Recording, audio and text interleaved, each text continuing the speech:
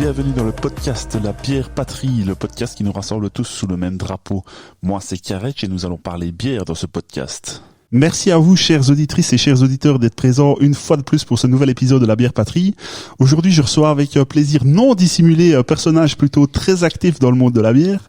C'est la toute première fois que nous nous rencontrons, mais ça fait déjà un certain temps que nous échangeons sur les réseaux sociaux, entre autres sur le Discord d'un futur invité, enfin je l'espère. S'il nous écoute, je te salue, tu te reconnaîtras normalement.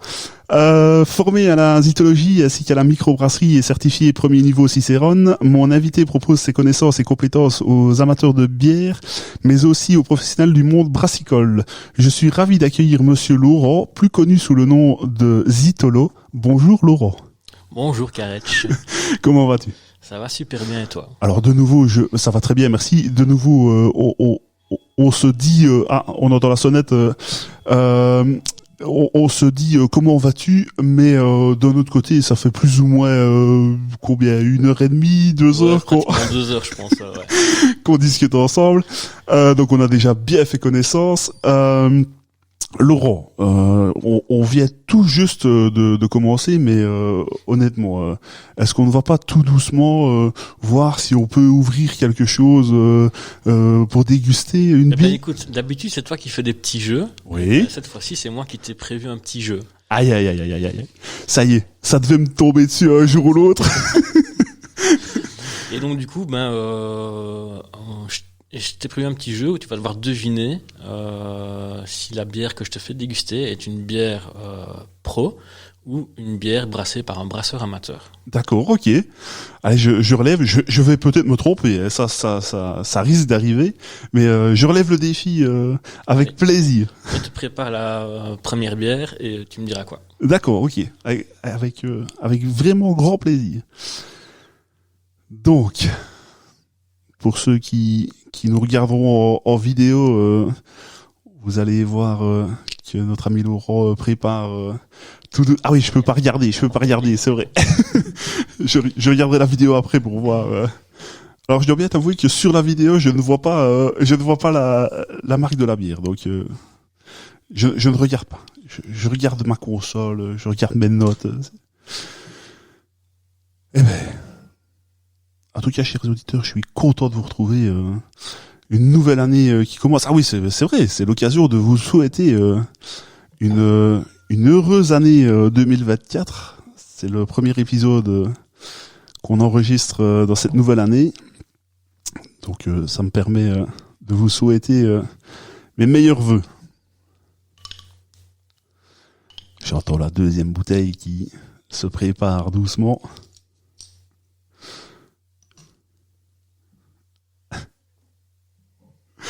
C'est marrant, je te regarde dans mon écran pour ne pas voir ce que tu fais, je ne te vois pas. Enfin, je ne vois pas ce que tu verses, je ne te vois que toi.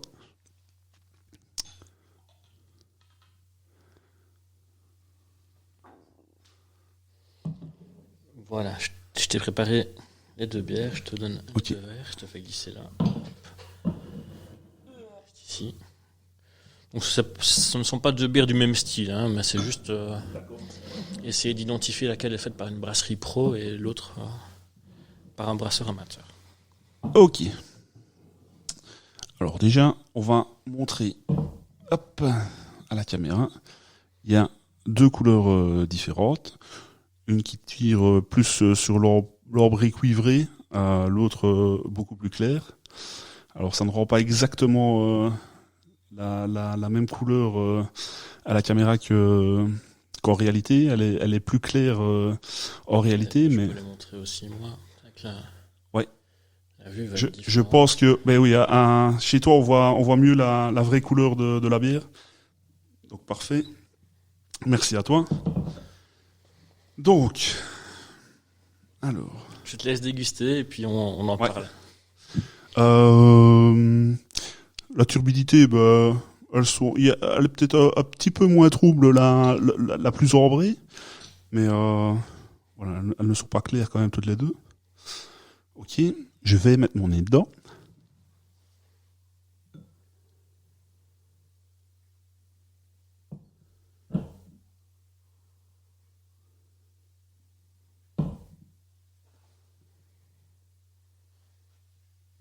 Alors, ce qui me frappe, pardon, j'ai laissé un grand blanc, mais j'ai senti les deux bières.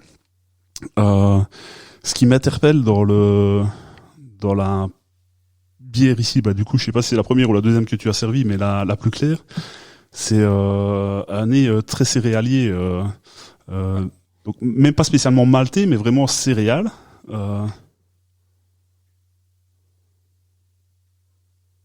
Ouais.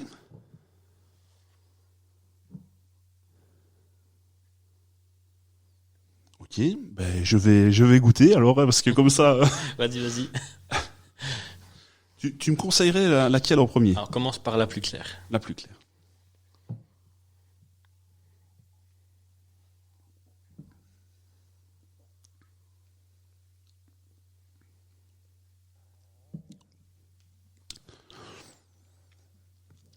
Alors, très chouette. Je ne retrouve pas à la même intensité la céréale en bouche.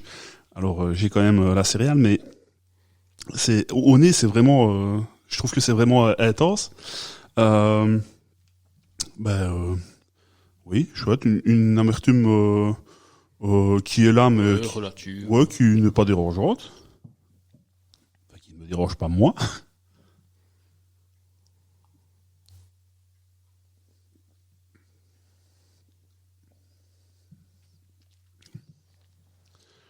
Alors celle-ci, je ne l'ai pas dit, mais au nez, elle était, je trouvais beaucoup plus sur le houblon, un peu plus fruité. Oui. Déjà, je dis pas de bêtises. C'est ça. Pour l'instant, t'es dans le bon. Ouf, c'est déjà ça. On peut remarquer aussi au visuel que la mousse est vraiment différente d'une à l'autre. Oui. Jusqu'à il y a pas longtemps, j'avais de la mousse sur toutes les deux, mais c'est vrai qu'ici, sur la plus ambrée, la mousse tient mieux que sur l'autre.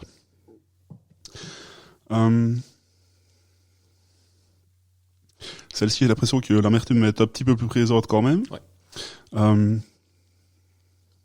Je regoute.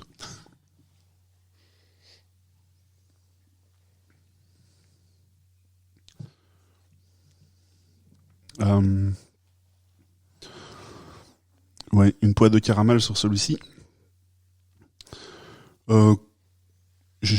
Quand même une base maltais aussi. Oui.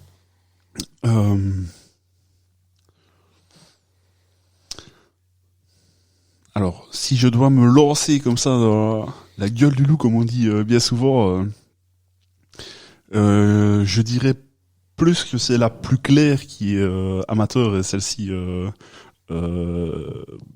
plus professionnelle, on va dire. Ouais. Mais je t'avoue que je trouve, moi, à mon sens, que les deux sont franchement pas mal faites. Donc, j'ai du mal à discerner celle qui est pro et celle qui est amateur. Mip. Mauvaise réponse. Ça commence, ça y est. Donc oui, en fait, la plus cuivrée est une bière d'un brasseur amateur. D'accord. On est sur une red avec un double dry hopping. D'accord, oui. On est il met 6,8 en degrés et une amertume à 48. Donc déjà bien présente. Oui.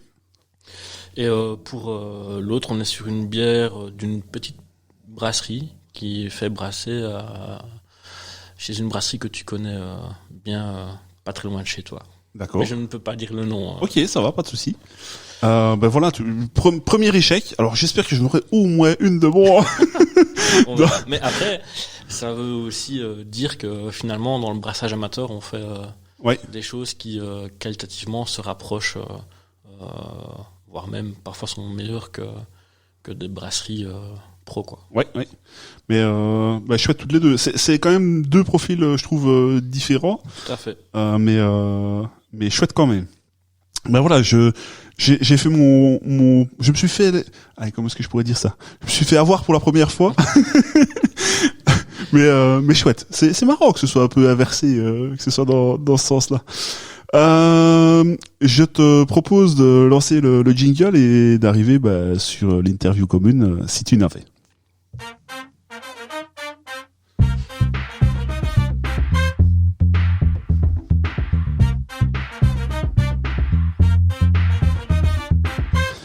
Alors en off, tu m'as confié que tu avais écouté tous les podcasts, donc tu connais par cœur, à mon avis, Je pense.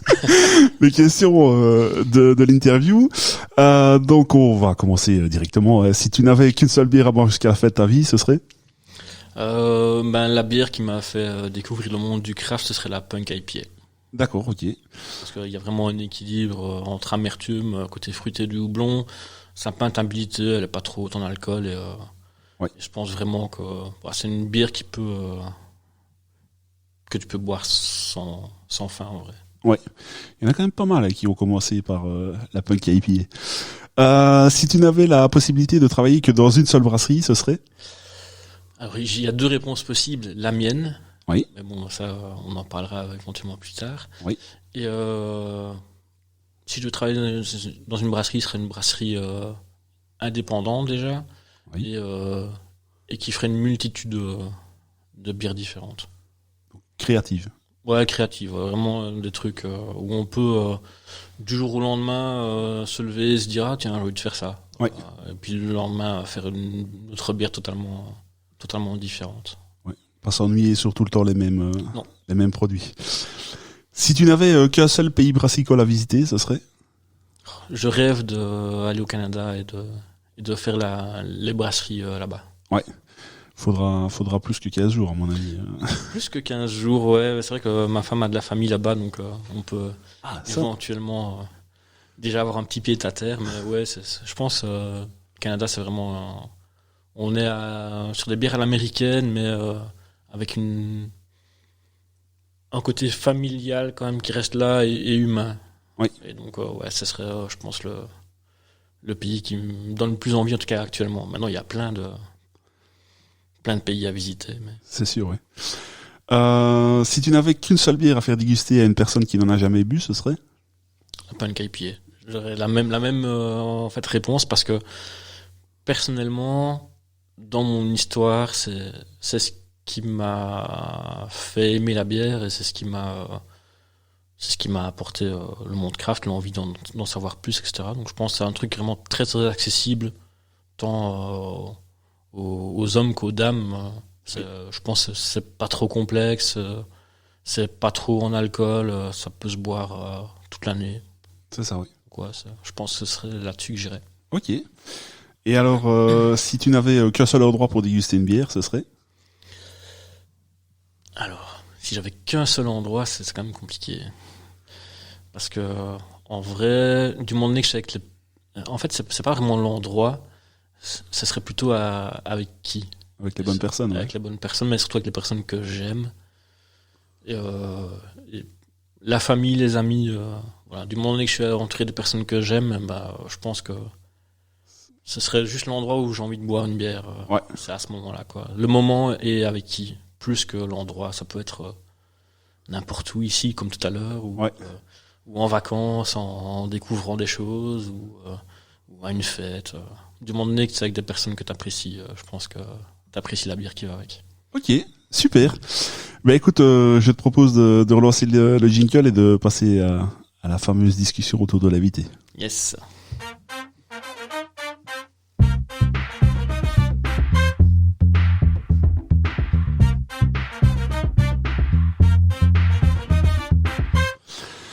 Alors, mon cher Laurent, est-ce que tu serais déjà d'accord de nous dire d'où tu proviens et quel âge as-tu? Enfin, où tu es situé pour l'instant, plutôt que de tu proviens. Alors, j'habite dans la région de Namur, à Mayen, un tout petit village perdu près de Namur. Oui. Et j'ai 42 ans. D'accord, ok. Bien conservé, mais voilà. Oui, pour la petite histoire, en off, j'ai dû deviner l'âge de mon invité et j'étais un petit peu en dessous. Il est bien conservé. Laurent, tu m'as dit avoir été dans un mouvement de jeunesse, les scouts, pour ne pas les citer. Où d'ailleurs tu as rencontré Stan Yermois, un des fondateurs de la brasserie coopérative liégeoise. Comme quoi le monde est petit. Et pourtant, contrairement à beaucoup d'autres jeunes, tu ne buvais pas de la bière à l'époque. Alors je sais qu'après tu as bu plutôt du vin blanc et cocktail, mais c'est quoi cette histoire? Tu ne buvais pas de la bière? Ben non, vraiment, voilà, c'est vrai qu'on a fait les scouts parce que c'était une activité qui à l'époque était vraiment chouette pour moi. C'était l'occasion de découvrir, de s'amuser avec d'autres jeunes et d'apprendre beaucoup de choses. Et c'est vrai que là, j'ai connu pas mal d'autres jeunes, et donc dont Stani, qui était mon cisnier et mon CP au Louveteau et au scout. Oui. Donc ça date quand même. Et c'est vrai que finalement, avec le temps qui passe, etc., c'est par après que j'ai appris que il brassait de la bière et qu'il lançait sa brasserie, et puis on s'est mis en contact, et voilà, maintenant on a l'occasion de pouvoir distribuer ces bières. Oui. Donc ça, c'est vraiment chouette. Voilà, à l'époque au scout, je buvais pas vraiment de bière, même si certains disent que c'est là qu'on apprend à boire, etc. Ouais. Mais on buvait d'autres choses. Quand j'ai commencé à sortir, etc., j'étais plus sur les alcools aromatisés, Bacardi, vodka Red Bull, ce genre de choses. Et voilà. Les trucs pas sucrés, quoi. Un peu. Je sais, j'en ai paraît bu que c'est addictif, même dans la bière. Oui. Pour en avoir bu quelques litres, je peux te dire que oui, c'était bel et bien sucré. Donc là, tu as été jusqu'à quel âge, plus ou moins, au scout? Oh écoute, j'ai été scout jusqu'à mes 18 ans, puis j'ai été chef scout jusqu'à la trentaine, plus ou moins. Ah oui. Donc ça a été une belle aventure. Ouais. C'est une aventure de vie exceptionnelle. Je pense que tous les jeunes devraient vivre ou revivre maintenant. Ouais. Je ne sais pas si tu as fait d'autres boulots avant, mais tu as commencé ta carrière dans la bière en travaillant chez un gros distributeur de boissons, chez Delsa. Tu peux nous parler éventuellement un petit peu de cette aventure et ce que tu y faisais? Écoute, je cherchais du boulot, et puis j'ai été engagé comme manutentionnaire au dépôt. Ça n'a pas duré longtemps, puisque après quelques mois, on m'a proposé le poste au magasin, oui, pour travailler dans la bière. Mais c'est vrai que quand je travaillais au dépôt, déjà on commençait à goûter des bonnes choses, que ce soit mon collègue Nicolas Brouillère qui nous apporte une nouvelle bière à l'époque qui était sensationnelle, vu qu'on commençait à découvrir le monde du craft en Wallonie. Donc c'était chaque fois des découvertes, et c'est là que j'ai appris à déguster la Punk IPA. Ouais. Et qui m'a très vite convaincu au niveau gustatif par rapport à une Jupiler ou une Lef. Oui. C'était quand même vachement meilleur, quoi. Ouais. Et donc là, j'ai commencé à travailler au magasin et à suivre un peu, à conseiller les clients et à m'intéresser vraiment à la bière. Oui. Et donc tu étais au magasin, tu y faisais plusieurs opérations, remise en rayon, conseil client, c'était tenir la caisse. D'accord. J'étais pas encore en mode découverte vraiment au niveau personnel. Oui. Mais l'intérêt sur la bière était déjà présent. Oui. Ensuite, tu es parti de chez Delsar pour aller travailler chez ton employeur actuel, si je ne me trompe pas, le drink shop à Alais. C'est à la Brouillère, pardon. Brouillère, oui, c'est... En Namur et Jean-Blou, plus ou moins, si je ne dis pas de bêtises. Oui, c'est plus proche de Namur que de Jean-Blou, mais oui, c'est dans le coin là-bas. D'accord. Tu commences comme magasinier, mais si je ne m'abuse... Je recommence, oui, comme magasinier. Ouais. À ce moment-là, c'était le poste qui était disponible, mais... les ambitions étaient autres. Les chefs m'avaient déjà parlé de la possibilité de faire un tout beau magasin, un tout nouveau magasin. Et donc c'est vrai que j'ai fait le choix à ce moment-là de quitter mon poste de responsable d'équipe du soir chez Delsar pour revenir à un rôle de magasinier dans le but de revenir au magasin. Parce que ce que j'aimais vraiment, c'était le contact client, le contact produit. Oui. Donc c'est ça qui était vraiment ce que je recherchais en tout cas. Oui. En parallèle à ton entrée chez Alais, tu te formes en azitologie et au brassage amateur au CEFOR à Namur. Les auditeurs ont entendu plus que très souvent parler de la formation IFA PME à Liège, dont une que j'ai suivie. Est-ce que tu peux éventuellement nous parler un petit peu du déroulement de la formation CFOR? Alors, je ne demande pas de faire spécialement la pub avec tous les poèmes, mais voilà, ton expérience, ton ressenti par rapport à l'expérience CFOR. Alors la formation CFOR, c'est plus sur des modules d'atelier que vraiment sur une année scolaire, même si ça se passe sur la durée finalement comme une année classique. Mais oui, c'est plus on va dire une formation, on va dire d'apprentissage, comment on pourrait dire, c'est moins théorique, je pense. D'accord. C'est beaucoup plus participatif. Oui. Et donc là, j'ai suivi initiation zytologie, module sur les bières belges, sur les bières étrangères, et puis tu vois tous les styles de bières par module. C'est ça. Et là, c'était donné par Michael Vermeeren, qui est un grand zytologue sur le Namurois. On le salue. Et au niveau Wallonie. J'espère qu'un jour tu pourras l'inviter. Franchement, c'est une personne très intéressante. Écoute, je t'avoue qu'on n'a pas encore réellement de contact. Alors, je suis un petit peu son groupe sur Facebook. Ça, je peux te mettre en contact avec lui, sans souci. Ouais. Donc, chers auditeurs et auditrices, vous entendrez peut-être un jour au micro ce cher monsieur. Alors. Et parallèlement au cours de zytologie, après la première année en zytologie, j'ai fait microbrasserie pendant 2 ans. Et là, j'ai eu la chance, je me dirais même l'immense honneur, d'avoir Jean-Christophe Larsimon, qui était le brasseur de la brasserie de la Sambre, basé à Spie, qui nous a donné cours de microbrasserie. Et voilà, là, tu apprends avec on va dire, pour moi en tout cas, une sommité dans le monde brassicole, wallon et belge. On le salue également. Et voilà, et là tu apprends vraiment plus, comme je dirais, en faisant, quoi, vraiment, que dans les bouquins. Les cours qu'ils donnaient, même les théoriques, c'était relativement manuel. Donc là, c'était chouette. Et donc là, vous avez l'opportunité de faire plusieurs brassins. On fait plusieurs brassins, donc tu avais les cours théoriques pendant la semaine, quoi. Qui se déroulaient souvent le mardi ou le mercredi, donc c'est toujours en soirée, c'est fort, c'est cours du soir. Ouais, c'est ça. Et alors, quand tu avais des cours pratiques, c'était là le samedi, et je devais prendre congé au travail pour suivre le brassin, parce que ça prend quand même presque une journée complète pour faire un brassin, pour être sûr que tout soit ok, quoi. Et donc là, tu faisais le brassin en classe, et tu avais du matériel adapté, et les fermenteurs restaient en classe, quoi. Enfin, dans une pièce maintenue à température pour la fermentation, quoi. Donc beaucoup appris avec ce monsieur. Oui, je pense que dans les différents profs qui ont pu ou qui ont donné, je pense que j'ai vraiment eu la chance d'avoir cette personne à qui je suis toujours en contact et qui me donne toujours encore des conseils quand on fait du brassin à la maison. Oui. Et pendant la formation, tu n'avais que lui. Il n'y avait pas plusieurs personnes qui donnaient. Non, c'était que lui qui donnait cours. En tout cas, moi je n'ai eu que lui, mais je sais qu'après ça change d'une année à l'autre. Les profs peuvent changer, prendre un autre prof, mais ici nous on a eu la chance d'avoir Jean-Christophe les 2 années consécutives pour la première et la deuxième, donc c'était dans la continuité, et puis c'était relativement instructif et très très chouette. Ouais, super.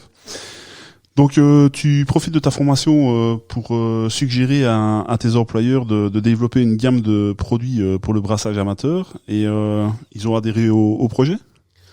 Alors donc chez Allais, ça a pris du temps à développer le magasin, puisqu'on a eu le Covid, etc. Donc on a vraiment ouvert le magasin tout à la fin du Covid. Et donc là, comme passionné du brassage amateur, on est en train de développer aussi en même temps les canettes, et les microbrasseries, et ce genre de choses. Je brassais brasseur amateur à la maison, donc ça avait du sens de faire la connexion entre tout, et finalement de pouvoir proposer un service aux clients, parce qu'on s'aperçoit quand même que pas mal d'amateurs de microbrasserie sont des gens aussi qui potentiellement font un peu de brassage amateur. Oui. Et sur Namur, il y avait fondamentalement pas grand-chose, pas beaucoup de points de vente ou de revente. Il fallait directement soit commander par Internet chez Brolon sans avoir toujours la certitude que ça arrive au bon moment, ni dans les conditions requises. Et en même temps, pas de possibilité de se dépanner. Il y avait bien un magasin au centre de Namur, mais plus compliqué d'accès. Et donc ça faisait sens de vraiment proposer ça et de monter un projet avec Broland et de proposer ça au magasin. Et aujourd'hui, on peut dire que si c'est pas une réussite explosive, c'est en tout cas une belle réussite au niveau du public, quoi. Et on fait pas mal d'informations là-dessus. Oui. Ça vous est déjà arrivé de faire du brassage amateur au magasin? Alors ça, malheureusement, on peut pas. D'accord, ok. On peut pas puisque le brassage amateur doit rester normalement ou au domicile de la personne qui brasse ou dans le cadre d'une ASBL, etc. Mais on ne peut pas servir du brassage amateur pour promouvoir, on va dire, de manière commerciale. D'accord. Les produits au magasin, quoi. D'accord. Et une personne extérieure ne peut pas venir faire un genre d'atelier Alors si, mais toujours sans produire. D'accord, ok. C'est-à-dire que tu peux pas, au niveau des accises, Okay. etc., des douanes, tu ne peux pas produire le produit fini. Et si tu devais le faire, tu devrais t'en débarrasser à la fin. Ok. Quoi. Je ne savais pas ça. Enfin, alors ça paraît logique quand tu l'expliques, mais je n'avais pas pensé en tout cas à ça. Fort de ce statut de distributeur Brolland, vous avez proposé à la, attention à mon anglais exécrable, à la Belgian Homebrewers Association. Ouah, je me suis forcé. Vous avez proposé d'organiser le festival. D'abord, c'est quoi cette association dans un premier temps, et quel est le concept du festival dans un deuxième temps du coup?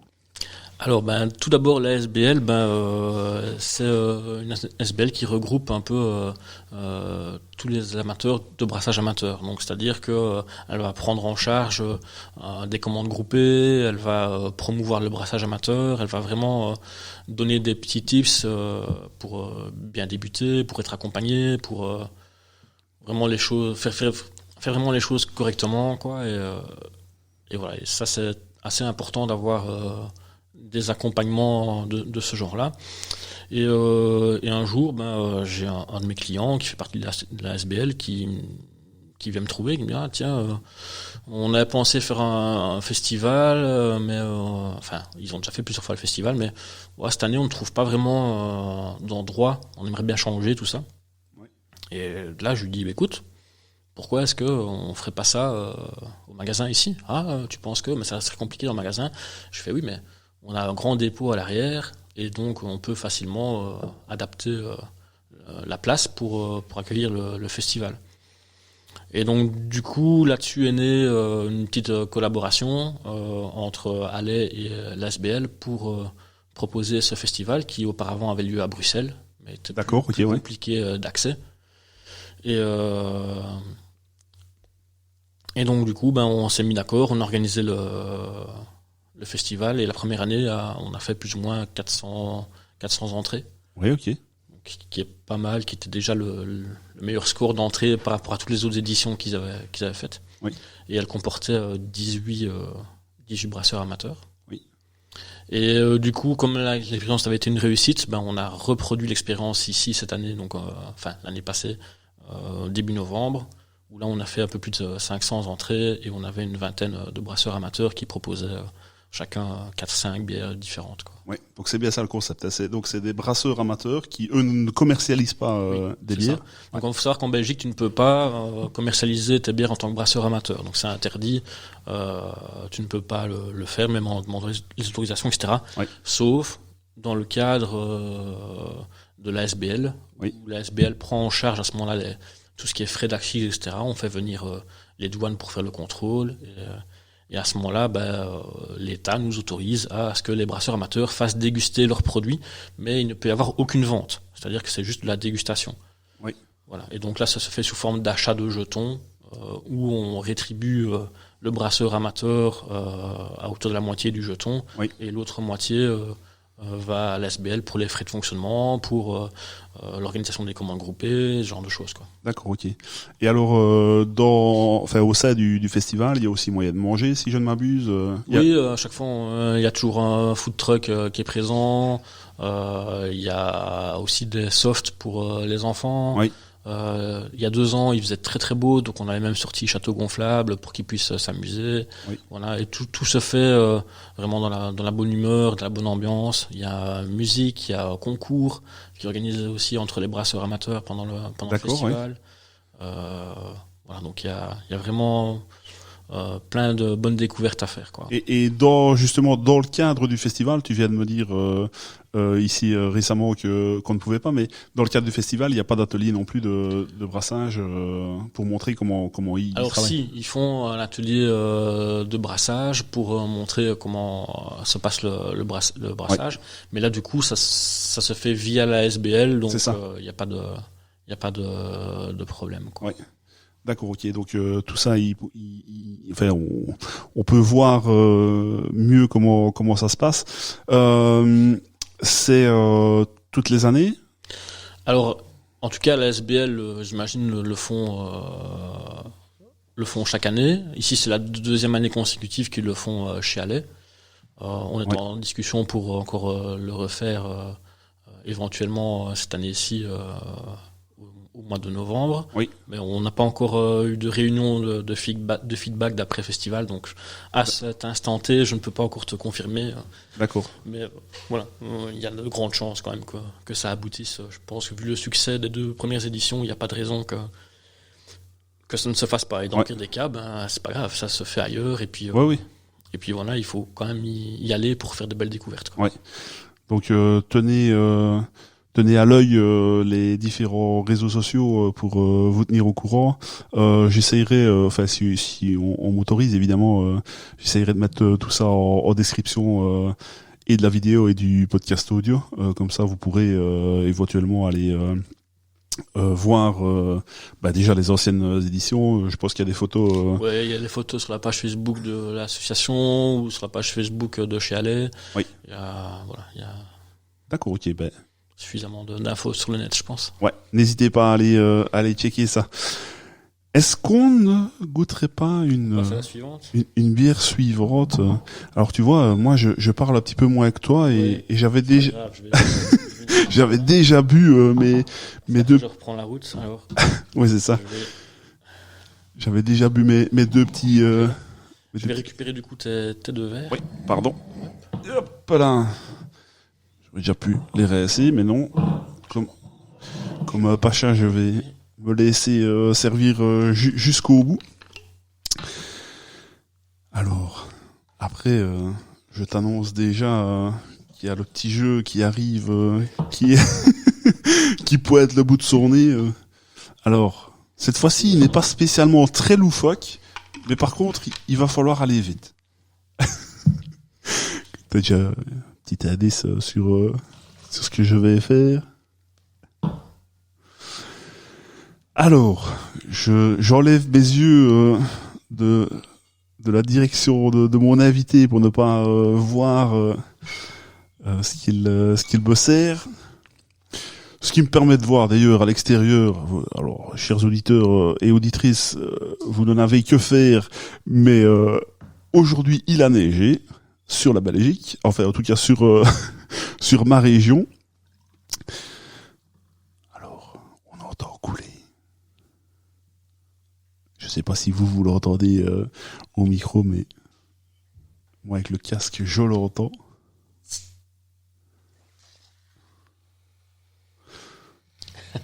J'entends aussi autre chose. C'est peut-être un petit indice, je ne sais pas. Peut-être, je ne sais pas.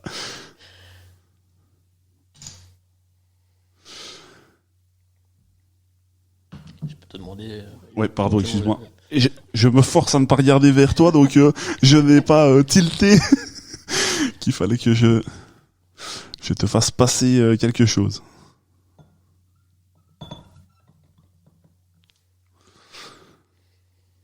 Alors c'est toujours quand on ne peut pas regarder vers quelque part qu'on a envie de de taper un coup d'œil vers là.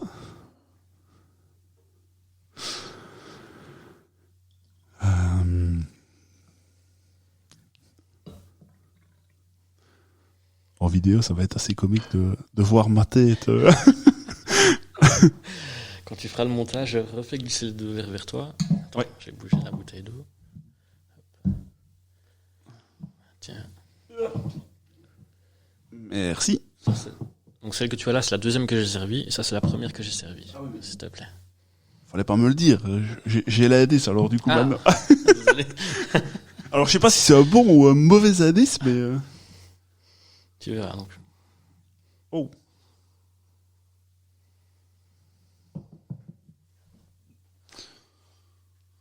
Alors. C'est bizarre comme expérience. Hein. Oui. Je savais bien que tu serais. Alors, sur la... Bah, du coup, tu m'as donné l'info tantôt et j'ai déjà oublié laquelle était... Celle que t'as en main, c'est la première que j'ai servie. D'accord. Alors, celle-là, c'est peut-être moi qui me fais des films, mais j'ai l'impression qu'elle est plus forte en alcool. En tout cas, j'ai un nez d'alcool un peu plus important que l'autre. Alors après, je sais pas si c'est ça, parce que ça disparaît quand même. Normalement, non. Normalement, la deuxième que tu as eue est plus haute en alcool que la première. Donc ça, tu me dis, c'est la première. Hein. La première, la plus foncée. Je vais les laisser dans l'ordre, comme ça.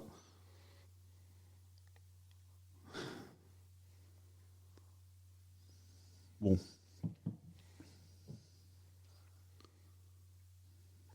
Elles ont pas le même nez du tout. Non. Alors celle-ci, à la couleur, c'est pas ça, mais c'est un peu bizarre. J'irais vers quelque chose. J'ai peur de dire une bêtise du coup, mais tu sais, ce qui pourrait se faire chez Rodenbach ou quoi, tu vois, des fermentations mixtes. J'ai un peu ce nez là. Alors, si j'analyse ta tête, je suis dans le faux. Non, tu verras en bouche, il n'y a rien de sauvage ni de. Par contre, tu dois retrouver un côté un peu terreux, peut-être.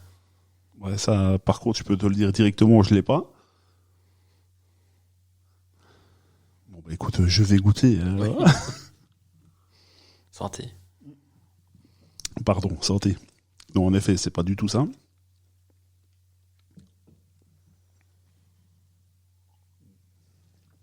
Pardon pour ceux qui nous écoutent et qui ne nous voient pas. Mais j'ai chaque fois 2 échantillons à goûter. Ok. Alors, je passe à la suivante.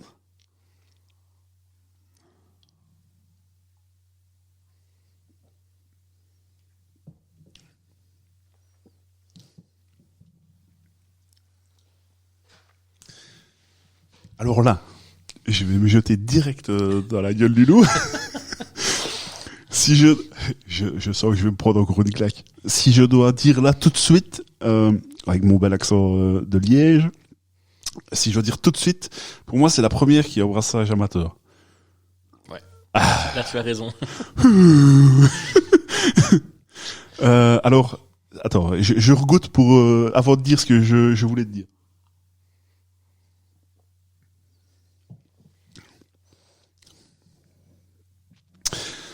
Déjà, ne serait-ce que à la pétillance.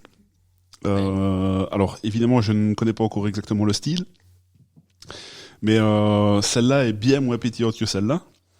Alors, je ne sais pas qui l'a faite et je veux vexer personne, mais je ne sais pas si elle est aussi refermentée en bouteille que celle-là. Je ne sais pas. Alors, celle-ci, on est sur une bière au potiron. Ok, c'est toi ça? De ma composition personnelle, ouais. Je sais pas si c'est ça qui. Tu vas avoir. Je mets toujours en fait dans mes bières un petit peu aussi d'avoine, D'accord. ce qui va donner une mousse un peu plus structurée, plus soyeuse. Ouais. Et alors au niveau de la pétillance, tu vas sur quelque chose de plus délicat. D'ailleurs, quand tu fais tourner ton verre comme ça, on voit clairement la pétillance qui remonte vers la mousse. Et tu vois vraiment des bulles toutes fines, quoi. Oui. Mais Et alors, en tu fait, fais la même chose avec l'autre verre et tu verras les bulles sont plus grosses. ce qu'il y a, c'est que, alors, celle-ci, c'est pas qu'elle n'est pas pétillante, hein, je tiens à le dire. Ce qu'il y a, c'est, en comparaison, évidemment, forcément, c'est fait pour, on regarde une par rapport à l'autre, et c'est vrai que l'autre est bien plus saturée, Tout à fait. bien plus chargée. Donc voilà, mais celle-ci est quand même pétillante. Par contre, ce nez que je n'arrivais pas à détecter, et j'ai dit ce que j'ai dit, mais même là, j'identifie bien qu'il y a pas, enfin qu'il y a quelque chose en plus, mais je n'aurais pas su Non, dire. c'est vrai que le potiron, c'est assez complexe parce que ça a un arôme assez terreux. C'est pas très prononcé et il faut vraiment jouer avec les levures, parfois même avec les épices pour le faire ressortir. Et donc c'est un peu plus complexe à faire ressortir, quoi. Oui. Et c'est vrai que sur l'autre, t'es sur une triple classique. D'accord, oui. Oui, ben là Et évidemment. Les deux sont avec des levures de triple, donc. Ouais. Mais là, un plus céréales sur celle-là, je trouve. Ouais. Plus maltais plutôt. Et celle-ci, je te dis, il y avait ce nez que j'arrivais pas à identifier, que j'aurais pas su identifier, c'est sûr et certain. Bien que j'avais entendu le podcast où tu avais présenté cette bière-là à Namur, c'est ça? Oui, c'était Namur, ouais.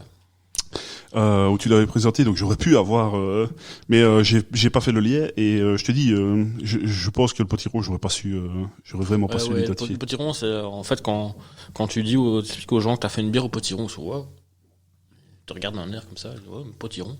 En même temps, ils sont un peu curieux. Oui. Et quand tu les fais goûter, c'est vrai qu'ils trouvent que la bière est agréable, mais c'est assez complexe Oui, c'est ça. à définir comme goût, parce que d'abord, c'est pas un légume que les gens mangent tout le temps. Oui. C'est vraiment assez saisonnier et particulier. Généralement, on le fait en soupe. C'est rare qu'on le mange comme ça. Et donc, du coup, les gens n'ont pas non plus cette approche d'aller chercher le goût un peu terreux du potiron, un peu rond, un peu noisette comme ça. Oui. Et c'est vrai qu'au nez, c'est plus complexe. Et alors, la levure prend aussi toute la place au nez et est un peu moins présente en bouche. Mais c'est marrant parce que alors tu m'as dit, je sais pas combien, enfin du coup, je sais pas si tu sais dire le taux d'alcool. Ouais. Oui, ici tu as 7,8, un truc comme ça. D'accord. Et là l'autre, après il y a pas une énorme différence, on est à 8,5 je pense sur la triple. Parce que celle On est à 8, donc voilà la différence. Ouais. Mais tu vois ce nez, alors je sais pas si c'est le nez combiné levure, potiron, enfin je sais pas, mais il y a enfin il y a un nez comme je pourrais ça peut retrouver. être un nez un peu défectueux aussi, hein, d'avoir un nez un peu alcooleux. Oui, mais comme ça. j'ai je parle du nez de l'odeur, hein, une odeur un peu défectueuse. Ça. Oui, je comprends bien. Mais tu vois, le nez, l'alcool de Fuzel, ça prend beaucoup plus, donc je pense pas, enfin je pense pas que ce soit ça du tout. Je crois pas. Mais je sais pas si c'est la combinaison de plusieurs choses, du potiron, de la levure. C'est de tout. Ouais. C'est de tout en fait. Ici, j'ai fait une combinaison de plusieurs levures, plus le potiron. Et c'est un nez qu'on pourrait retrouver, enfin que j'ai l'impression que j'insiste sur le jeu, je pourrais retrouver éventuellement, tu vois, dans un style de barley wine ou, tu vois. Tout à fait. Bon, après, je sais pas, je m'y connais pas du tout en levure. Enfin, je suis pas du tout calé là-dedans, donc. Mais très très agréable à boire quand même. Mais potiron en tout cas, sûr et certain, j'aurais pas trouvé. Tu peux retrouver un peu au nez cet arôme un peu noisette, un peu fruit sec. Tu vois. Une fois que tu as passé le côté alcool, tu peux chercher vraiment ce côté un peu noisette, fruit sec. En plus, le pire, c'est qu'on est en train de décrire la bière et que les gens, je pense qu'ils ne pourront pas la trouver. Non, ils pourront éventuellement venir la déguster s'ils viennent au festival cette année-ci, fin d'année. D'accord. À mon avis, je vais encore la refaire. Donc toi, tu exposes, enfin, tu exposes, je sais pas si on peut dire comme ça, mais tu es présent en tant que... Oui, moi, d'une manière ou d'une autre, de toute façon, ici, comme ça se passe chez Allais, je suis présent dans l'organisation et en même temps à mon stand. Oui. Et en même temps, je m'occupe du concours, donc c'est vrai que je cours un peu partout, à gauche, à droite, pendant le festival. Mais voilà, selon où ça se fera, d'une manière ou d'une autre, de toute façon, je pense que je serai présent. Donc. Ben voilà, foncez, allez goûter la bière au potiron. Tu en rebrasseras, pardon. Oui, j'en rebrasserai une ici. Je suppose au moment d'Halloween. Oui, mais ici, je pense que je la brasserai un peu plus tôt. D'accord. Qu'elle soit vraiment bien affinée et prête. Je pense même la brasser début d'année pour qu'elle ait un peu de bouteille. D'accord, ok. Pour un peu s'affiner et qu'on retrouve plus facilement le côté noisette. Ok. Super, bah écoutez, si vous avez l'opportunité d'aller, alors on ne connaît pas encore exactement les dates, je suppose, mais foncez et allez goûter ça. Oui, ce sera au courant début novembre. Ouais. De toute façon, et les infos suivront, et j'imagine que de toute façon, à un moment donné où la pub se fera, tu pourras la repartager. Oui, pas de souci. Si j'ai l'information en temps et en heure, moi, et évidemment que j'ai un épisode à ce moment-là, je peux même le dire dans l'épisode. Il y a pas de souci avec ça. Écoute, maintenant qu'on a dégusté ce deuxième challenge, Yes. on arrive. Ouais. Il y en a 3, c'est ça? Oui, on peut même faire 4 si tu veux. Ah oui, mais 4, t'imagines que je fasse un 2-2, je vais... Tu me diras, et puis... Par contre, si je fais un 3-E, le winner. Allez, je lance le jingle et je vais essayer de réfléchir à tout ça.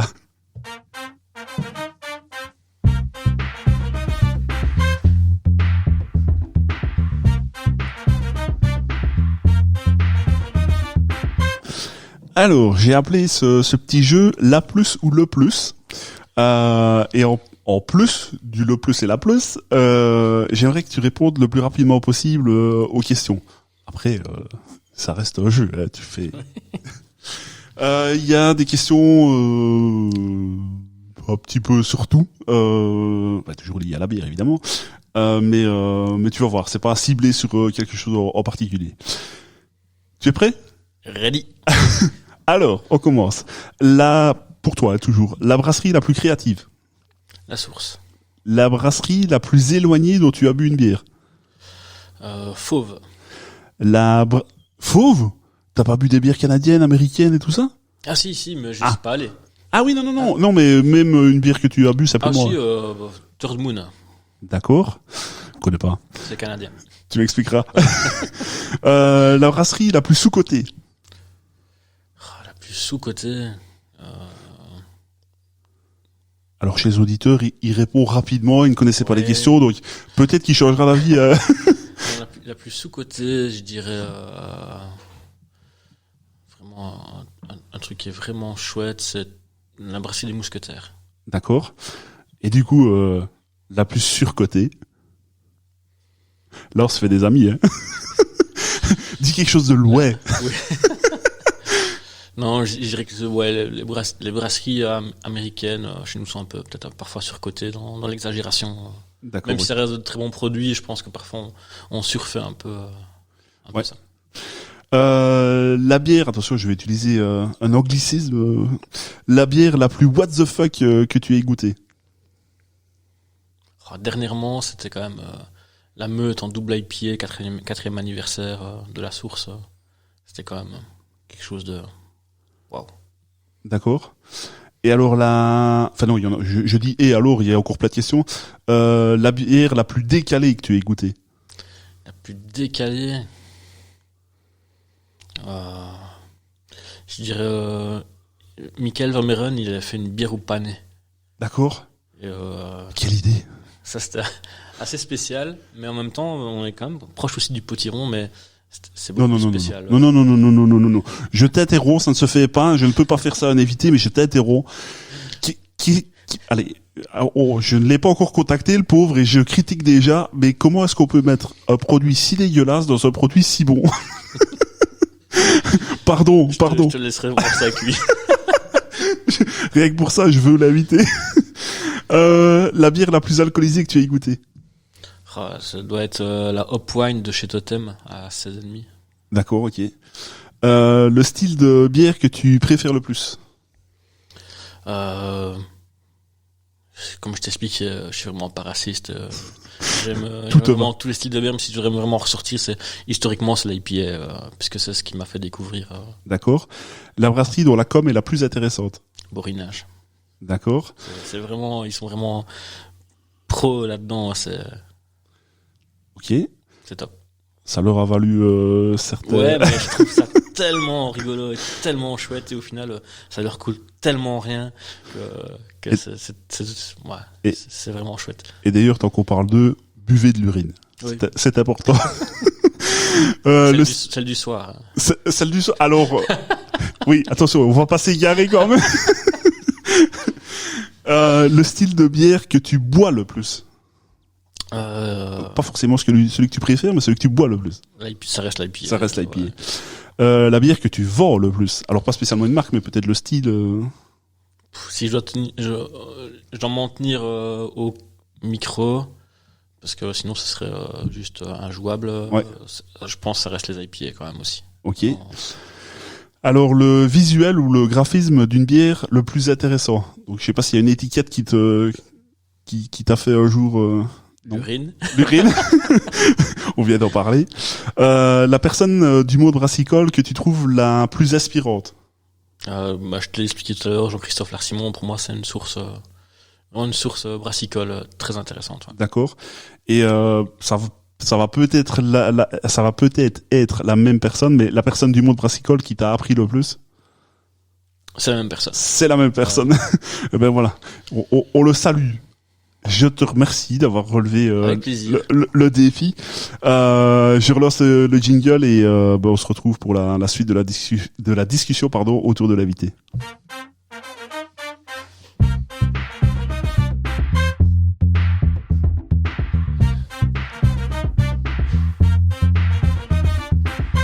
Donc, mon cher Laurent, on a évoqué plus tôt le drink Shop Alley. Est-ce que tu peux nous présenter en quelques mots le magasin et éventuellement un petit peu de son histoire?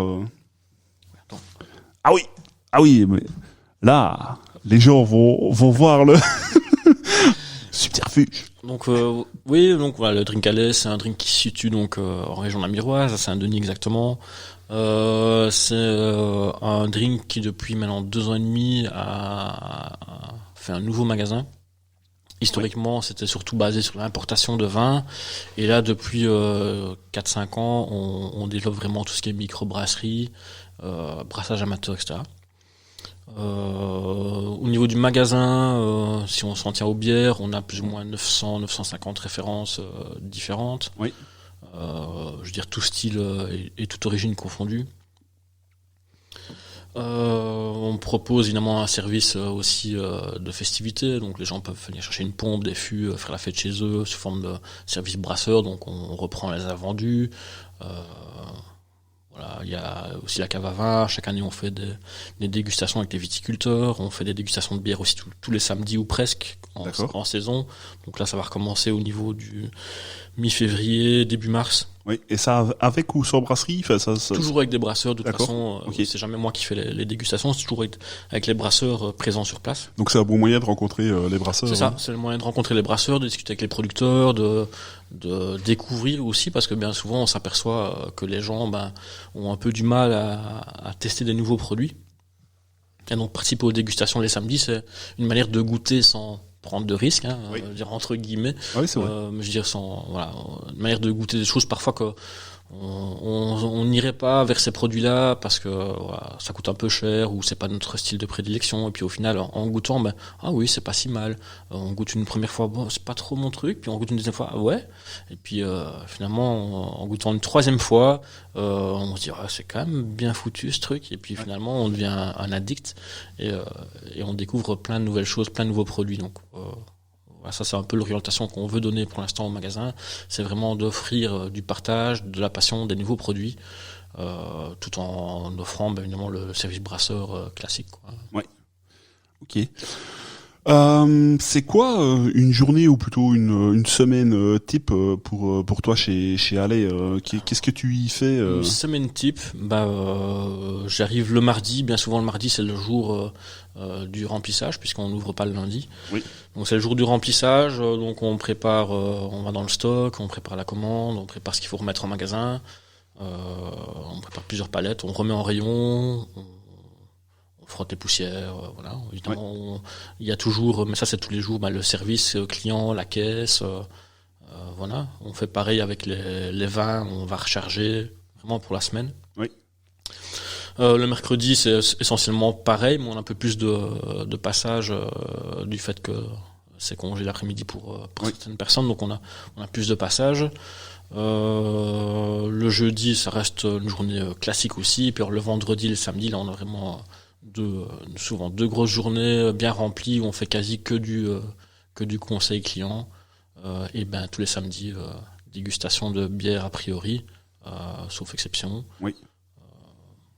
Voilà, c'est une journée type, une semaine type chez Allais avec toujours des nouvelles découvertes. On a chaque semaine des nouvelles bières qui rentrent, donc on va justement en parler un petit peu dans la question suivante.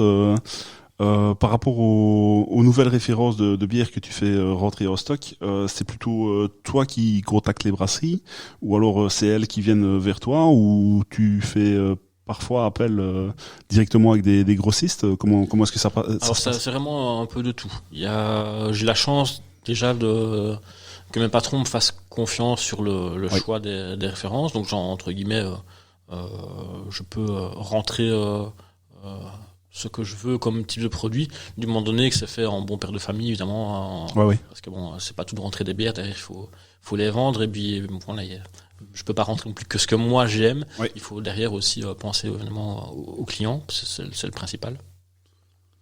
Et donc du coup, oui, il y a des brasseries que je contacte en direct parce que voilà, j'estime qu'il faut qu'on puisse vendre leurs produits. Il y a d'autres brasseries qui viennent proposer des échantillons. Là, on regarde, on analyse, voir s'il n'y a pas déjà un produit équivalent dans la gamme ou ce genre de choses. Parce qu'évidemment, on peut pas se retrouver avec, comme je t'expliquais en off, avec 11 ou 12 IPA Mosaïque Citra dans le rayon. Voilà, il faut faire des choix. Oui.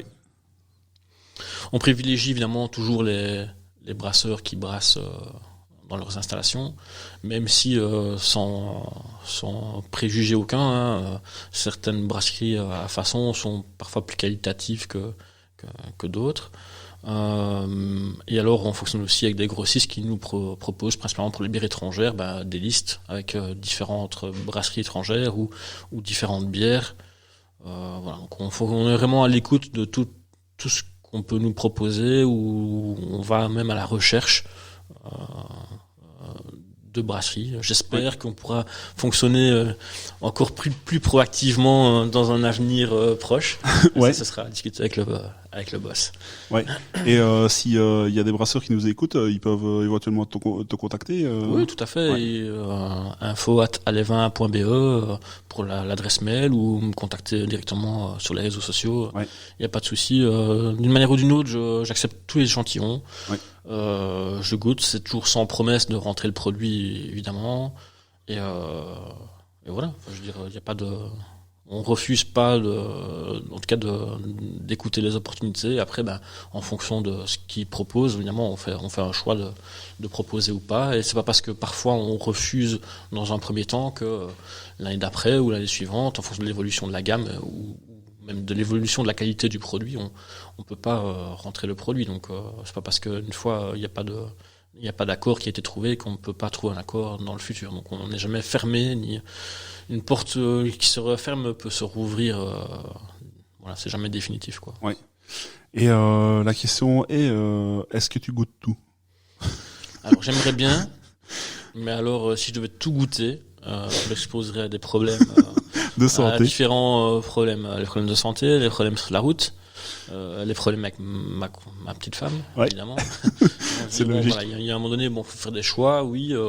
Après, ce qu'on fait souvent régulièrement au travail aussi, c'est qu'on ouvre 4-5 échantillons, on les goûte ensemble à plusieurs, donc c'est vraiment goûter en petite quantité. Et puis aussi on en profite lors des dégustations de brasserie quand ils ont des nouveaux produits, etc. On les goûte lors de la dégustation, quoi. C'est pas nécessaire qu'ils me déposent un échantillon alors que je l'ai goûté ou à un salon ou lors d'une dégustation. Donc, c'est ça. On n'accepte pas les échantillons juste par plaisir d'avoir des échantillons. Le but c'est vraiment de goûter des produits différents et de pouvoir proposer aux clients un panel diversifié et bien sûr de qualité, quoi. Et alors, est-ce que tu notes ou est-ce que tu as une mémoire extraordinaire? Parce que moi, je dois bien t'avouer que si je devais goûter autant, je ne me souviendrais pas de la semaine avant. Donc. Non, alors bien sûr, j'ai des différents fichiers où je mets toutes mes photos et où je mets un peu toutes les caractéristiques, évidemment les rapports. Je mets pas de notes parce que ça n'a pas de sens de mettre des notes. C'est d'ailleurs pour ça que je vais pas sur une table. Ouais. Même si je m'en sers pour d'autres raisons, mais je veux dire, je tiens quand même un listing avec les produits qui m'intéressent, ou quand on m'offre une liste de prix, à ce moment-là, je garde évidemment cette liste de prix et j'en tiens compte pour les commandes, quoi. Ouais. J'ai une question très importante à te poser. Est-ce qu'on goûte la suivante? Écoute, let's go. Alors de nouveau, j'aurais pu rester. Attends, je vais peut-être directement mettre. Après, tu peux. Ça va passer au-dessus, ce qu'on va goûter là. Ça va passer au-dessus. Ça me fait peur. Non. Pas à toi. Non, honnêtement, c'est vrai que c'est le genre de truc que je sais que tu affectionnes. Donc. Ah. Non mais honnêtement, je crois que j'ai pas trop peur non plus. Alors on arrive de nouveau dans la période où je dois mettre mes œillères. Je ne dois pas. Je ne dois pas regarder. Écoutez, je vais profiter de ce temps pour vous dire que vous pouvez évidemment aller vous abonner aux différents réseaux sociaux. Alors que ce soit ceux de la bière patrie, évidemment, on est sur Facebook, plutôt très actif sur Instagram aussi. En tout cas, aux réponses, si vous voulez discuter, il y a aucun souci avec ça. Bon, je le dis toujours, il y a toujours le mail, mais c'est toujours plus sympa, je trouve, par les réseaux sociaux, pardon. N'hésitez pas aussi à aller sur ceux de Laurent. Donc je rappelle Zitolo. Et là je vois mes deux verres qui arrivent. Hop là.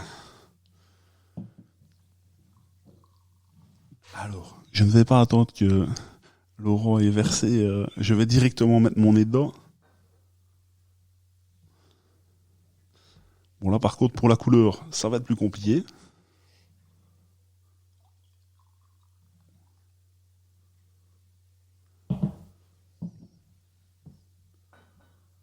On est sur le même style? On est sur le même style. Alors il y en a une qui est... Après il y a deux...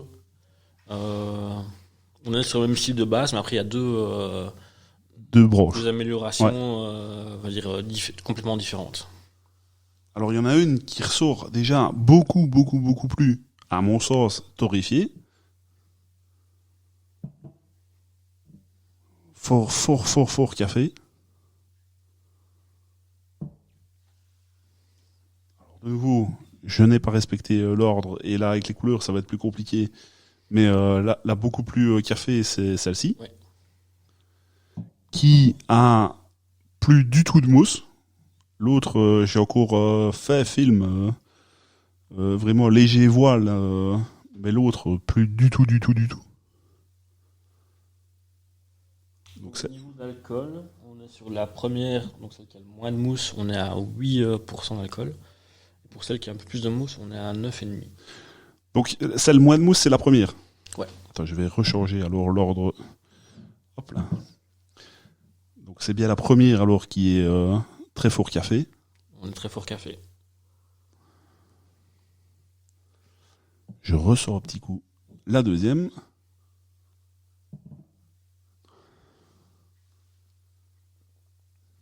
En fait, les deux, une à côté de l'autre.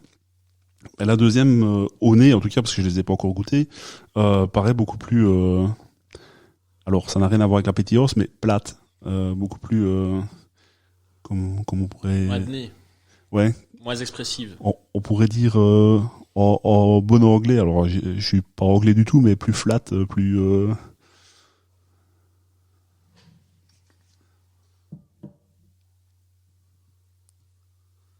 Bon ben c'est bien de sortir, mais je vais quand même goûter à un moment donné. Et si je goûte la première avant la deuxième, j'aurai pas de... Non. Non.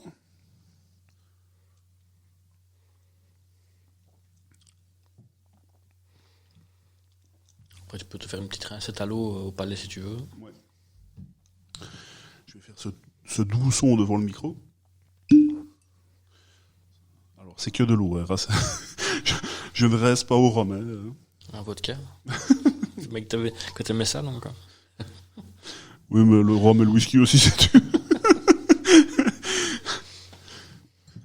Oh. Ah, ben là, j'ai eu la très très bonne idée de renverser mon verre. Je vais demander... merci. Ça va rester un petit peu comme ça. C'est de l'eau. Ouais, c'est de l'eau. Il paraît que ça mouille, mais... Ah, quoi que ça fait rouiller quand même les bateaux. Hop. Bon, bah du coup, la recette va être beaucoup plus petite que prévu. Hop. Donc, je m'éloigne un peu du micro. Donc ça, c'était la première. La deuxième, elle n'a pas subi.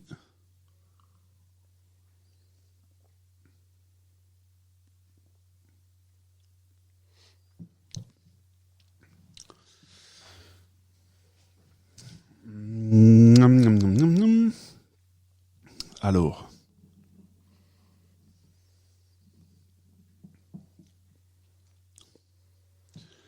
Si ce n'est que l'aspect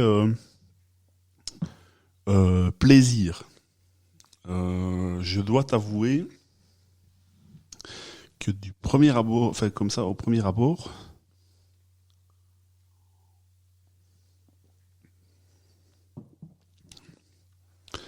il me semble que je préfère la deuxième. Ouais. Elle a un côté moins... Alors je sais pas si on peut parler de rondeur, mais en tout cas l'autre, ça se retrouve, je trouve, au goût, le côté café et plus alors la torréfaction et donc l'amertume du grain de café. Oui, se retrouve plus dans la première que dans la deuxième. La deuxième, mais il faudrait vraiment, je vais essayer de pas renverser mon verre. La deuxième me semble, ouais, peut-être plus, ouais, ronde. C'est pas spécialement l'effet de l'alcool, mais c'est. Attends, je bois un petit coup.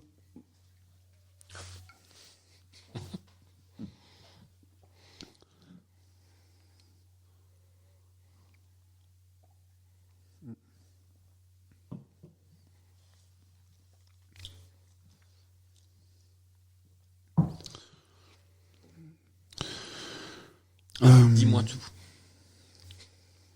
Alors, je vais foncer tête baissée. J'ai l'impression, si c'est que mon avis personnel, que la deuxième a l'air plus maîtrisée que la première. Alors, ce n'est peut-être juste que par rapport à un ajout ou peut-être, je te dis, le côté torréfié qui est trop pour moi. Mais je trouve la deuxième plus agréable à boire que la première. Donc, qu'est-ce que je dois dire ? Est-ce que c'est la première est un peu moins maîtrisée ? Je sais pas. Dis-moi ce que tu penses. À ton avis. Écoute. Laquelle est une bière d'une brasserie pro et laquelle est une bière de brasseur amateur ? Alors, je vais dire que pour l'équilibre, j'espère que la deuxième est la pro. Et voilà. Et ben donc le brasseur amateur a bien travaillé. Et c'est toi ou c'est pas toi ? Et donc oui, ce stout, c'est moi qui l'ai fait. Ouais. Eh ben sache que je sais pas l'autre, mais elle est plus agréable à boire que la première. Eh ben, écoute, je le transmettrai aux brasseurs concernés. On va, J'irai lui apporter une bouteille en guise de CV. Et... on va se fâcher avec Non, les brasseurs ici. Non. Non, mais sérieusement, enfin maintenant je le sais. En fait, de toute façon, c'est pas un problème. Mon avis ne change pas. Mais oui, la tienne du coup est plus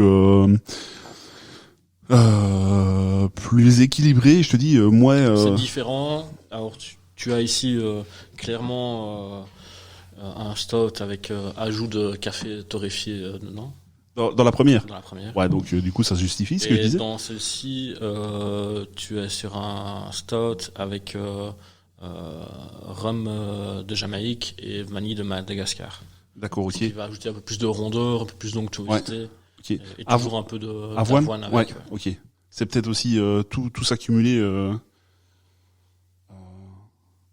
Ouais. Donc quand je parlais de rondeur, j'étais pas à côté de la plaque. Non, mais par contre, elle a une rondeur qui est assez sèche. C'est-à-dire Oui. que Oui. c'est pas le stock qui va te. Oui, c'est pas gras, c'est. dessus. Ouais, non. C'est pas Ouais, gras, ouais. quoi. C'est vraiment. Entièrement d'accord. Je vais pas être désaltérant parce qu'on est quand même sur une bière à 9,5. Mais voilà, ça reste assez sec, assez. Une buvabilité qui est quand même assez agréable, quoi.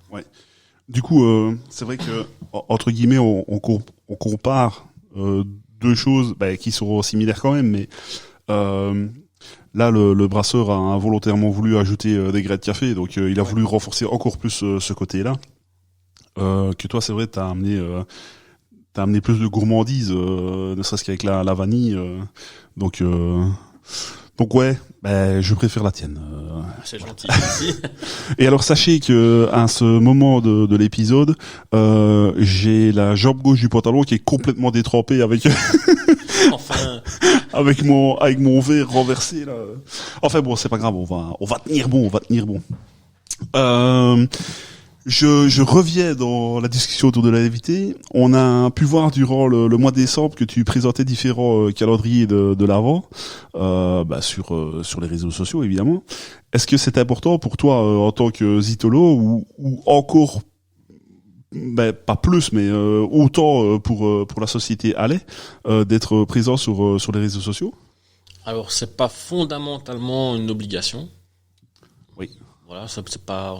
Mais voilà, ça m'amuse un petit peu, mais je veux dire, voilà, c'est pas forcément ce que je préfère, mais je pense qu'il faut y être. Je pense que les vidéos du calendrier de l'Avent, bon ici j'ai fait un peu ça à l'arrache pour tester, c'est la première fois que je le fais, mais je pense que ça ajoute vraiment une plus-value aux clients qui achètent un calendrier de l'Avent, d'avoir une légère analyse. Bon, enfin après faut pas que ça dure un quart d'heure non plus par bière, hein, tu vois, faut que ça reste bref et concis et agréable à écouter. Le soir, quand tu rentres chez toi, tu prends ta bière dans ton frigo, tu l'ouvres, tu tapes la petite vidéo qui dure 2-3 minutes et tu as une petite explication supplémentaire, un petit détail peut-être que tu n'as pas remarqué ou quelque chose à aller chercher. Et donc ça, je pense que ça donne un réel plus aux gens qui prennent le calendrier de l'Avent chez Allais plutôt qu'ailleurs. Maintenant, voilà, moi je le fais plus pas pour aller, mais je le fais vraiment parce que je trouve ça chouette. Donc, là, typiquement, c'est vrai que pour les calendriers de l'Avent, c'est le concept, c'est justement d'acheter et que tu ne vois pas et que tu prends jour par jour. Donc, c'est vrai que les gens n'ont pas pu prendre une information par rapport à une bière. Donc, c'est vrai que c'est totalement justifié de faire ça. Mais je veux dire, sur la question plus générale, est-ce que tu penses que pour toi, même pas spécialement que pour aller, mais même pour toi, est-ce que tu penses que pour une activité évidemment brassicole, parce que on sait que l'importance que les réseaux sociaux ont maintenant dans le commerce actuel. Mais est-ce que pour toi c'est vraiment important à ton niveau d'avoir recours aux réseaux sociaux? Je pense que oui, c'est important d'y être. Enfin, je veux dire, forcément, pour mon activité complémentaire, si je ne suis pas sur les réseaux sociaux, je ne peux compter que sur le bouche à oreille. Et je pense qu'à l'heure actuelle, se passer des réseaux sociaux, c'est quand même compliqué, ou c'est se priver d'un pool de personnes intéressées assez important. Et je veux dire, on essaye, même si ça reste du local, être sur les réseaux sociaux, ça apporte quand même un peu de visibilité, un peu de pub, puis c'est gratuit, hein. Enfin, je veux dire, ça coûte rien, hein. Je veux dire, à part du temps. Oui. Mais je veux dire, voilà, c'est être présent et maintenant voilà, si je vais pas me mettre mal parce que un jour je n'ai rien publié sur les réseaux sociaux, Oui, je c'est ne ça, le ouais. fais pas, je le fais quand j'ai le temps. Même pour chialer, je veux dire, c'est en plus de ce que je fais. Donc voilà, je le fais quand j'ai la possibilité, quand j'ai le temps. J'essaie toujours que ce soit concis, que ça apporte une réelle plus-value, parce que voilà, publier une photo juste pour publier une photo, ça n'a pas d'intérêt. Je ne rentre pas dans le mode influenceur. Voilà, c'est pas mon mood. Par contre, partager la passion et partager euh, une nouveauté, s'il y a un sens derrière, je pense que c'est important de le faire, quoi. Ouais. Si tu me le permets, on va parler à présent de ton activité complémentaire. Yes. Tu proposes des ateliers de dégustation à domicile. Pour les auditrices et auditeurs qui seraient intéressés, tu pourrais nous expliquer comment ça se déroule? Bah écoute, d'abord, ce qui m'a donné l'envie de faire ces ateliers, c'est le partage. Parce que Oui. au sein du magasin, on s'aperçoit très vite que beaucoup de personnes, de clientes et de clients, ne sont pas informés et ont peur de faire le pas de goûter de nouveaux produits. Et donc du coup, ces ateliers, c'est une manière ludique, une manière très simple, très très chouette. En plus, enfin, je rencontre plein de personnes, on voit plein de personnes qui partagent cette envie de découvrir.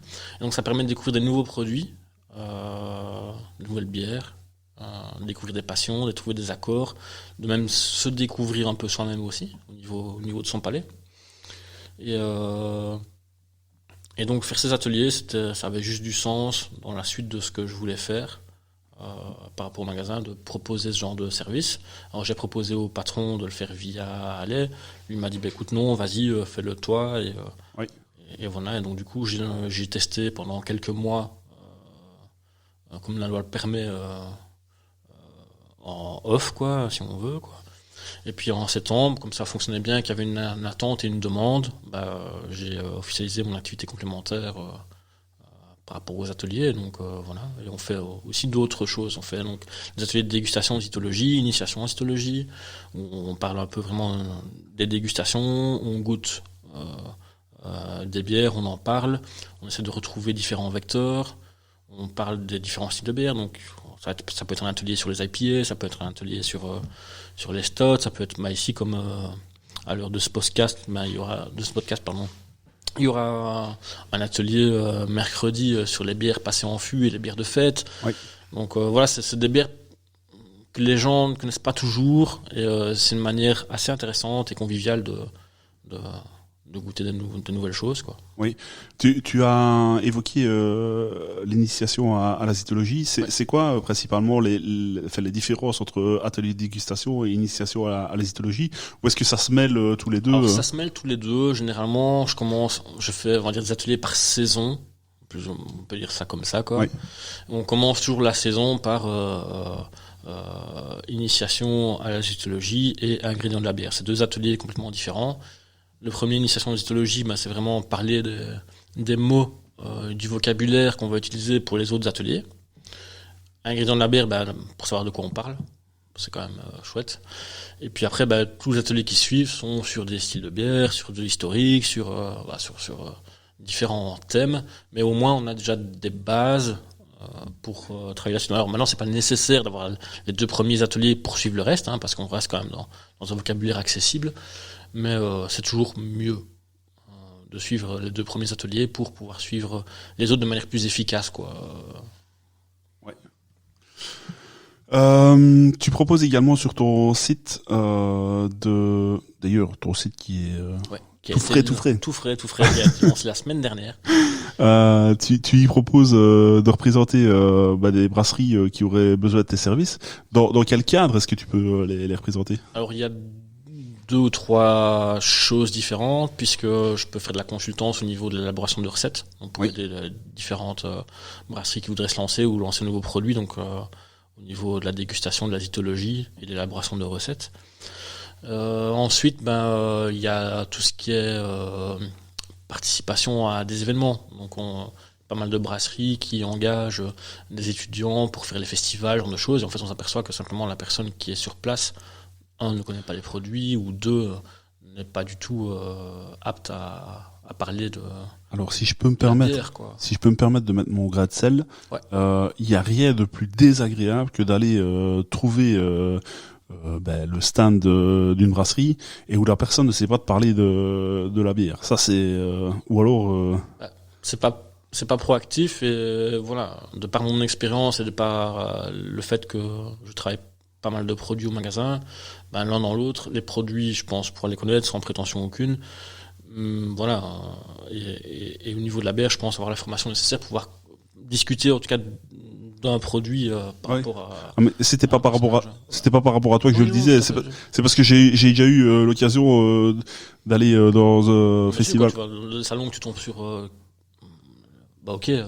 la sœur ou la maman qui tient le stand pour faire plaisir, c'est très chouette, mais en tant que festivalier, quand tu vas sur ce genre de stand, c'est pas pour avoir c'est pour avoir un autre contact en tout cas, ou en tout cas les infos pour goûter. Après oui, il y a des gens qui sont là juste pour boire, mais il y a aussi beaucoup de personnes qui attendent un petit retour quand même, quoi. Ouais, en fait, ce que je veux dire, pour boire, tu peux acheter très bien la bière, mais oui, si tu vas justement là, tu parlais tantôt de la notion de partage, c'est vraiment ça.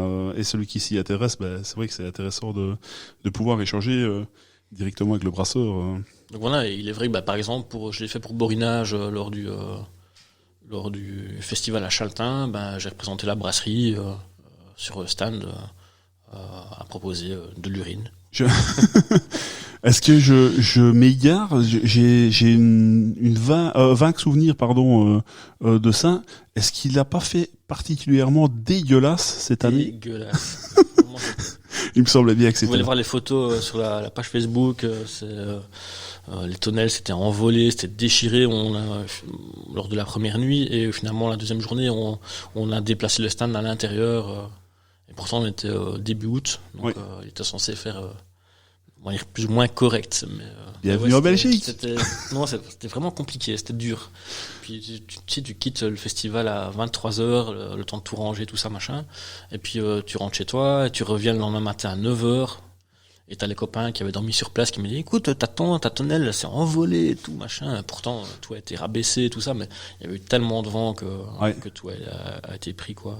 Ouais, je me rappelle avoir vu des photos sur les réseaux sociaux. Les copains de chez Noob qui étaient juste à côté de moi au niveau du stade, la pompe est tombée par terre, enfin.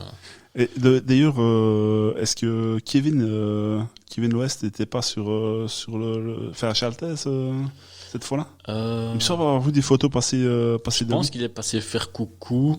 Ah je m'égare alors. Je pensais qu'il avait été, mais je pense pas qu'il a fait l'atelier à Châtain. Ok. D'ailleurs, on le salue. Je lève ma main. Kevin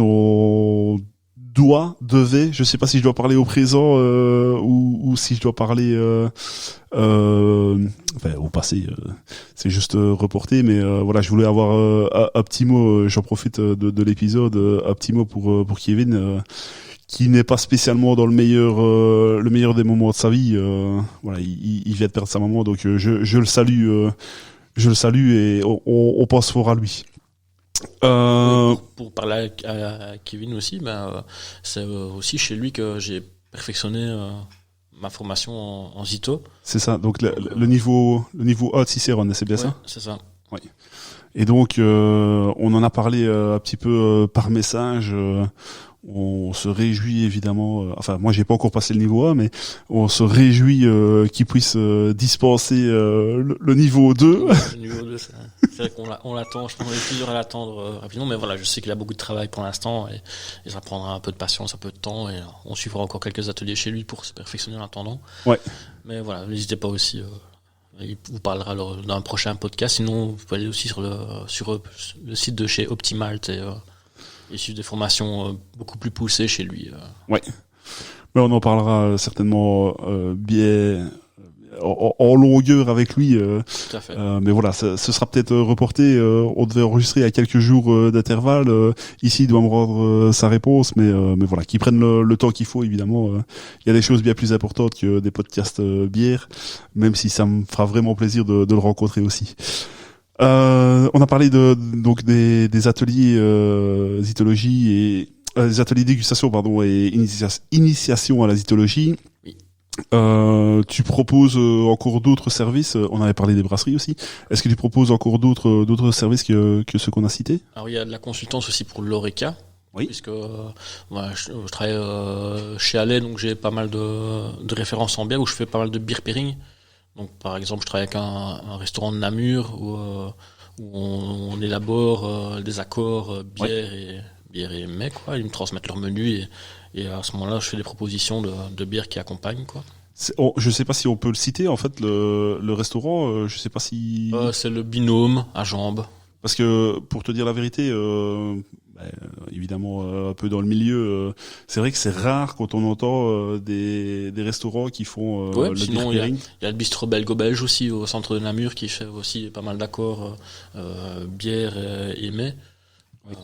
Ça commence à se développer. Je pense que même dans les restaurants plus haut de gamme, on commence à faire des accords avec de la bière. Tout à fait, oui.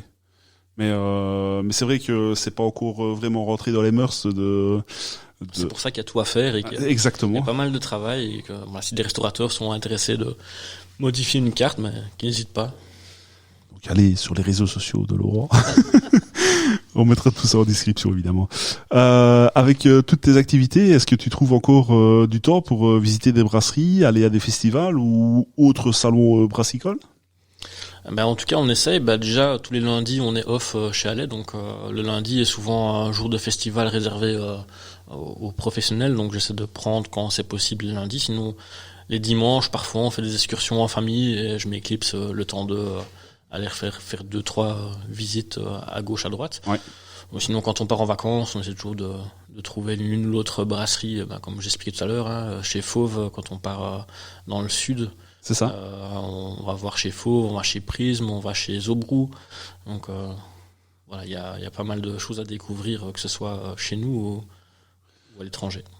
Du coup, on en profite pour saluer nos auditeurs français, auditeurs et auditrices français ou françaises qui nous écoutent parce que en termes de proportion du public, vous êtes les deuxièmes évidemment sur la liste. Donc on vous salue bien bas.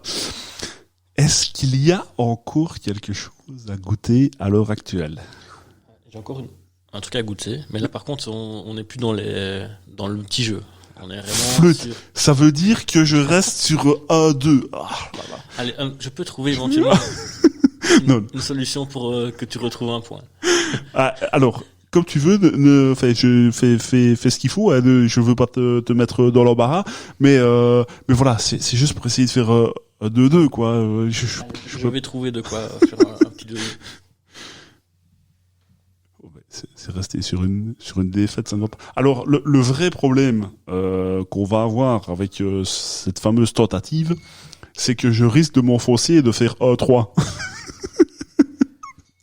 On ne vit pas la vie sans risque. Ouais, je vois que tu aimes vivre dangereusement, donc. Enfin, là, le danger est quand même relativement calculé. mais bon. Alors, je vais de nouveau me laisser servir. Alors, je l'ai déjà dit 1000 fois, je vais encore le répéter, cette table est extraordinaire pour mettre tout le matériel, mais par contre, pour se passer les verres, c'est un peu large. Peut-être que tu voudrais les rincer, ou je les rince ici. Oh, attends. C'est bon. Ça va? Ouais. Ok.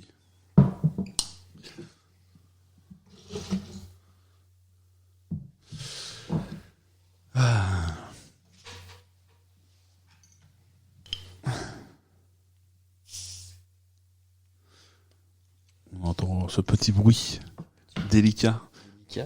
Il faut que j'arrête. Pas trop par ici. Ouais, j'allais dire, j'étais en train de fixer la capsule de la bouteille. Et il faut que j'arrête. Par contre, ici, on va être sur deux styles complètement différents. D'accord, ok.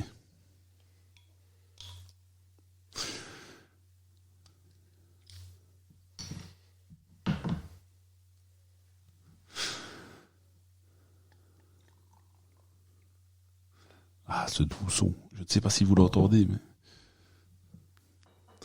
je vais en profiter pour boire un petit peu d'eau. Merci beaucoup. C'est mes verres aussi.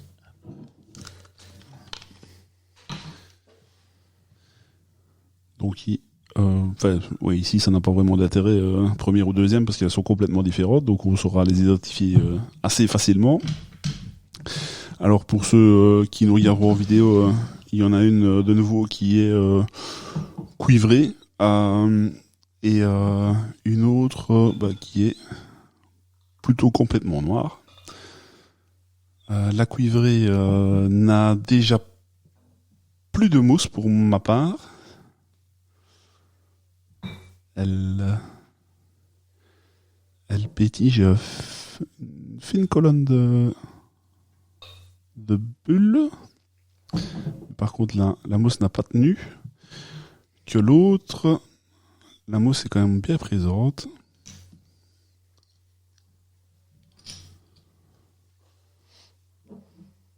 Alors, dans la noire,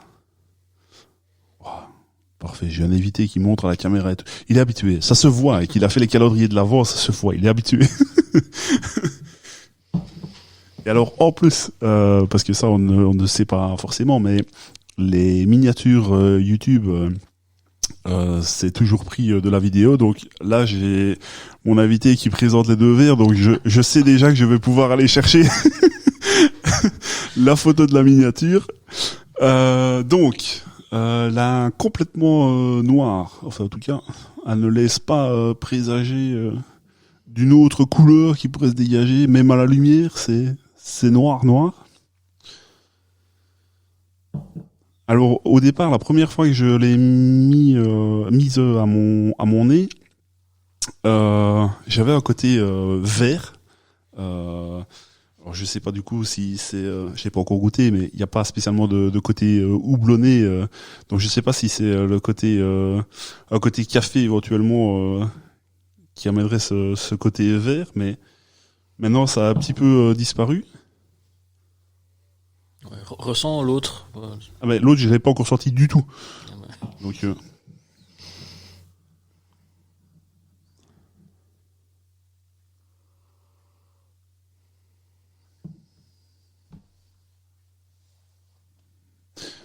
c'est spécial.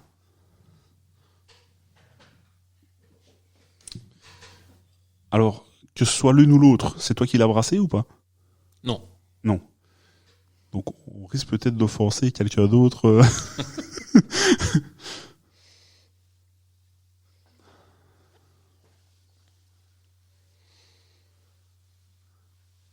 Il y a une odeur là-dedans que je reconnais, mais je n'arrive pas à nommer.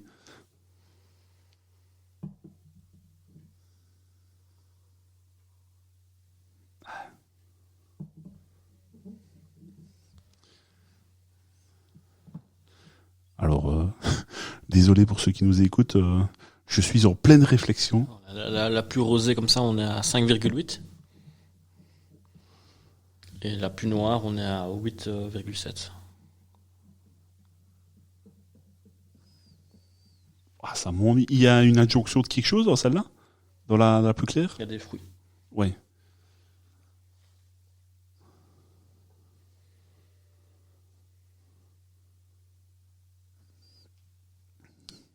Alors au départ, j'aurais eu envie de te dire il y avait un côté fraise, mais je ne le retrouve même plus maintenant.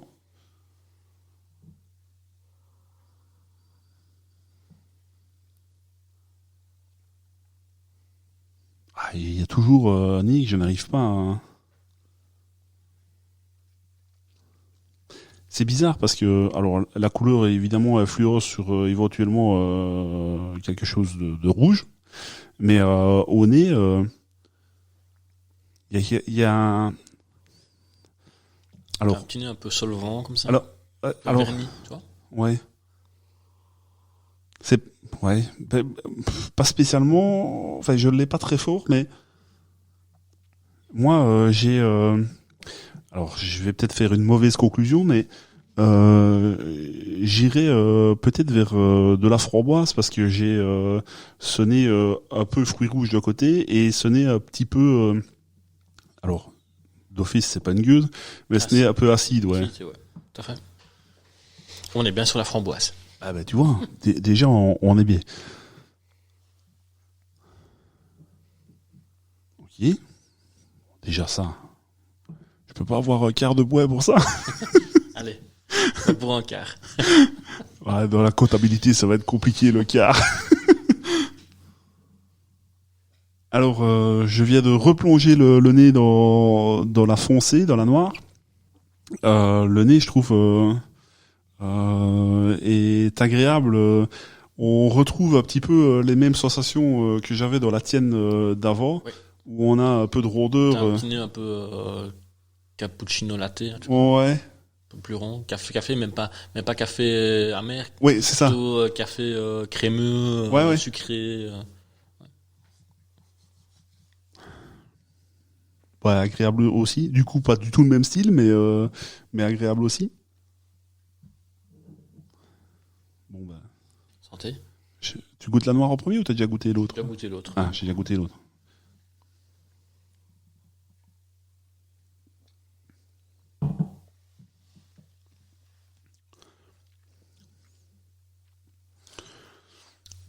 D'accord.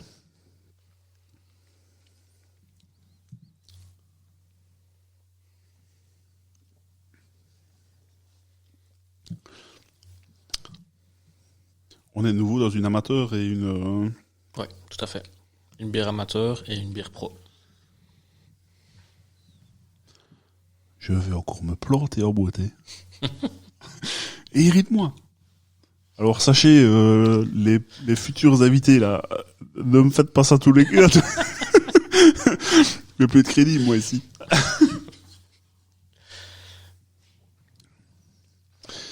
Alors, là je vais le faire vraiment amateur pro. Mais Ouais, ça y est. 3-1. On aurait... Eh ben franchement, alors je vais peut-être me fâcher avec quelqu'un, j'en sais rien. Mais ça, c'est dommage que ce soit fait par un pro. Alors je sais pas qui c'est et je veux pas le savoir. Note, c'est peut-être mieux. Alors, pardon, j'ai mal commencé mon truc. Je ne suis pas du tout fan de framboise. Donc probablement Que ça joue. que dans un premier temps, j'ai eu du mal à identifier directement le le fruit parce que vraiment j'en mange pas, enfin ou quasi pas. Et c'est vrai que c'est vraiment pas mon kiff en termes de goût. Alors c'est vrai qu'au départ peut-être qu'on avait déjà une préférence pour la noire, mais sans même l'avoir goûté et senti, mais voilà, je regoute, on ne sait jamais.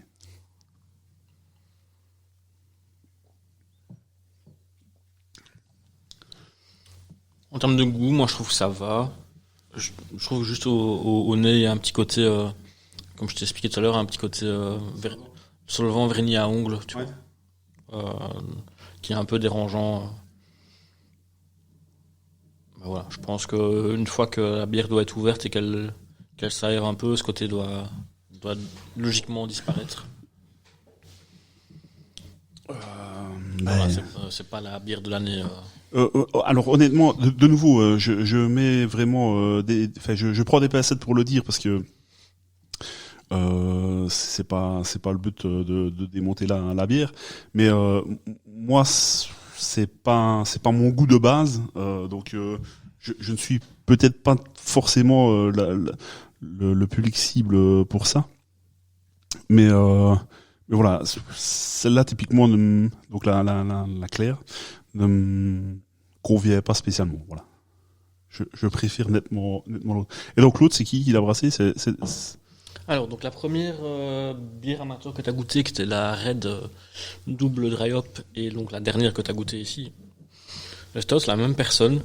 C'est un brasseur amateur qui s'appelle Olivier Lefébure qui est venu au festival BHA cette année.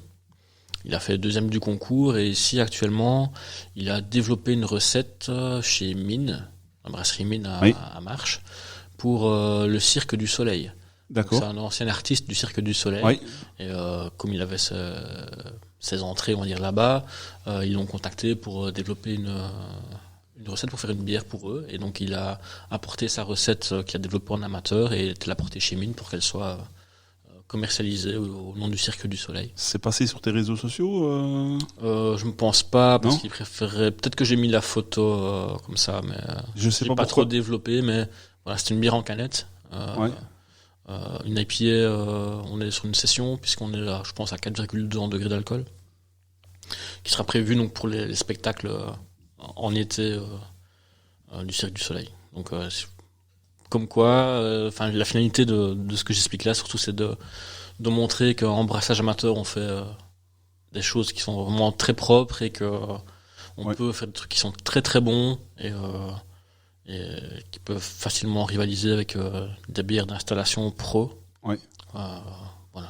Je te dirai en off quelles étaient les brasseries, les brasseries concernées parce que tu as goûté, mais voilà. Mais c'est vrai que j'ai trouvé ça. Enfin, celle-ci, je vais te dire franchement, je vais l'exclure un petit peu de. Alors, je vais garder le score. Je vais pas essayer de me de m'alléger là. C'est surtout comme ça en couverture YouTube en 3. Allez, tu sais quoi? Promis, je le caserai dans un coin. Faut que je m'en rappelle, mais promis, je le caserai dans un coin. Alors, tu sais quoi? Je vais même essayer de faire mieux. Tu vois, comme je vais prendre la photo de toi qui soulève les deux verres. Ouais. D'un côté, dans un verre, je mettrai 1 et de l'autre, je mettrai 3. Allez, vas-y, tenue. Donc, ceux qui nous auront écoutés jusqu'au bout, enfin, pas jusqu'au bout, parce qu'on n'a pas terminé, mais jusqu'ici, en tout cas, pourront évidemment vérifier sur YouTube. Et avec tout ça, je ne sais plus ce que je disais avant. Mais enfin voilà, en tout cas, la personne Olivier, c'est ça. Ouais. En tout cas, fait bien son travail. Enfin, du coup, pas son travail, mais Très très très bonne bière. fait très bien la chose en tout cas parce que J'ai la chance qu'il m'apporte régulièrement, parce qu'il brasse très très régulièrement, qu'il m'apporte régulièrement des échantillons et voilà, ça permet de moi lui donner un avis, un retour sur ce qu'il fait. Oui. Et lui souvent tient compte et revient avec un autre échantillon un peu amélioré, donc voilà, c'est chouette. Il vient se fournir aussi au magasin en matériel Brolan, donc c'est Ouais. chouette de voir qu'on peut compter sur des clients comme ça qui en plus d'acheter viennent participer et viennent apporter ce qu'ils font, donc c'est vraiment la boucle qui se boucle qui est vraiment très intéressante et pour qui on n'est pas que un magasin de dépannage, c'est ça. Ouais. donc c'est chouette quoi. Ouais. Ben en tout cas, chapeau à lui parce que c'était vraiment agréable. Donc c'est ça que je voulais arriver à dire, c'est que j'exclus un petit peu cette dégustation aussi parce que vraiment celle-là malheureusement au niveau framboise, je suis pas vraiment fan, même si la bière n'est pas mauvaise, mais je suis pas spécialement fan. Mais voilà, grosse préférence pour celle-là. Et donc de nouveau félicitations à Olivier. Il a fait du bon boulot. Oui, j'allais relire la première, la question d'avant. Qu'est-ce qu'on peut te souhaiter pour les mois ou semaines ou années ou ce qui arrive en tout cas. D'abord la santé, je pense que c'est le plus important, et puis voilà qu'on puisse continuer à déguster des bonnes choses, que surtout en Belgique on puisse continuer à développer vraiment ce côté microbrasserie en n'oubliant pas qu'il faut s'adapter, comme je t'expliquais en off, à la clientèle, ne pas vouloir aller trop vite, mais évidemment qu'on puisse retrouver un niveau, si pas arriver au niveau des autres, en tout cas remonter un peu moins loin dans le rétro. Ouais. En termes de créativité, parce que en niveau de brassage, oui, évidemment. non, tout à fait. Je veux dire, voilà, comme on en parlait. Je comprends bien, oui. Je voudrais arriver à la dernière petite rubrique nouvelle cette saison, la question à l'aveugle. J'avais posé, j'avais pas posé une question justement. J'avais demandé au premier invité, à Yves Dussard, je ne sais pas si vous vous rappelez du docteur Zito du premier épisode de cette année. de poser une question en fait Plus. Ah donc celle-là, il l'a pas préparée. Ouais, c'est pas très compliqué et c'est pas très compliqué. Donc Yves avait demandé, alors en croyant que ça allait être Kevin, mais tu es venu te glisser entre les deux épisodes. Comment la passion t'est venue dans un premier temps et comment tu as eu l'envie de te spécialiser dans ce domaine? Ben écoute, la passion elle est venue à force de découvertes en fin de journée. J'ai des collègues qui m'avaient fait découvrir vraiment, comme j'expliquais tout à l'heure, la punk IPA principalement, mais aussi d'autres bières artisanales. Et donc là, de fil en aiguille, tu goûtes des choses, tu te dis finalement, il y a quand même, il n'y a pas que la lèvre et la jupe dans le monde brassicole, quoi. Oui. Et bon, je te parle de ça à l'époque où les microbrasseries venaient seulement entre guillemets d'éclore ou de rééclore chez nous. Et donc, de fil en aiguille, j'ai appris à apprécier ce produit, à le maîtriser, à m'informer. Et je pense qu'une fois que t'as cette passion de t'informer sur ce que tu dégustes, que ce soit de la bière, du vin, ou la nourriture, ou même simplement autre chose, hein, tu as une passion pour quelque chose, c'est beaucoup plus facile de vivre des moments et de partager surtout, parce que finalement la bière c'est quoi, c'est du partage et c'est de la passion. Oui, exactement. Que ce soit un style ou un autre ou l'autre, que ce soit une bière micro ou nano ou même une industrielle, finalement le but c'est qu'on se retrouve avec les copains à déguster des bonnes choses et que chacun y trouve son compte, quoi. Exactement. Je ne peux que dire exact, hein, c'est bien ce que je pense aussi. Donc du coup, comme tu as répondu à la question, je vais te demander de toi poser une question pour l'invité suivant. Alors, j'espère que ce sera Kevin, mais on ne peut pas jurer de ça. Je vais quand même poser la question en ne sachant pas qui c'est. Oui. Parce que sinon, ma question est déjà toute trouvée. Je dirais, qu'est-ce que tu penses qu'il est encore possible de faire ou d'innover dans le secteur de la bière? Ok, super. Quelle est l'étape suivante par rapport à là où on en est maintenant? D'accord, ok. Je note pour le suivant. Alors, ce sera qui ce sera, mais je note pour le suivant. On arrive tout doucement à la fin de l'épisode. Je ne sais pas si tu veux ajouter quelque chose par rapport à ce qui a été dit. En tout cas, te remercier d'abord pour l'invitation. C'était très chouette de participer à ton podcast et de continuer à te suivre, évidemment. Et merci. J'espère que tu continueras à faire ces émissions encore pendant longtemps, parce que je pense que c'est vraiment intéressant pour les gens de découvrir et d'écouter les gens du secteur de la bière. Ça apporte beaucoup de choses et c'est comme ça qu'on se découvre aussi finalement à apprécier ça et à vouloir tester de nouvelles choses. Donc voilà. Je te remercie en tout cas pour ça me va droit au cœur, parce que c'est vrai que c'est pas beaucoup de travail spécialement de faire le podcast. Enfin, il faut faire un peu les questions et tout ça, mais en fait ça c'est pas énormément de travail, mais c'est vrai que chaque fois trouver les invités et pouvoir les inviter à venir jusqu'ici et profiter du moment ensemble, c'est vrai que c'est pas toujours évident. Il y a plein de projets qui sont sur le feu entre guillemets, enfin en tout cas plein d'invités qui sont sur le feu, mais voilà, selon l'agenda de chacun, c'est pas toujours évident de caler ça. Donc c'est vraiment gentil à toi en tout cas de dire ça. Oui. Pour rajouter un petit truc. Dis-moi. Cette année, on va probablement organiser un gros projet d'événements autour de la bière. Oui. J'en dis pas plus pour l'instant parce qu'on est vraiment en train de développer ça. Oui. Mais voilà, n'hésitez pas à suivre aussi ça apparaîtra sur les réseaux sociaux normalement dans les semaines qui viennent. Plutôt sur ton compte à toi ou oui, plutôt sur mon compte à moi. D'accord, ok. Et voilà, puis sinon suivre les infos pour le festival. Et si vous êtes brasseur amateur, n'hésitez pas à passer, nous faire coucou, nous déposer des échantillons et surtout à penser à vous inscrire pour le prochain festival. Oui. Même si c'est pas chialé. Simplement parce que le nombre de places est limité en fonction évidemment des lieux et aussi parce que ça prend du temps de préparer les bières. Oui. Mais donc tu peux éventuellement rappeler comme ça en audio, mais je le mettrai dans la description, mais éventuellement l'adresse du magasin si on veut venir déposer. Donc l'adresse du magasin chez Alès, rue Reine-Élisabeth, numéro 12 à Saint-Denis-Bovès, près de Namur. Oui. Le jour d'ouverture, c'est facile, c'est du mardi au samedi de 9h à 18h, fermé le midi de midi à 13h, les horaires ne bougent pas et on est ouvert toute l'année les jours ouvrables, donc il n'y a pas de congé spécifique. Oui.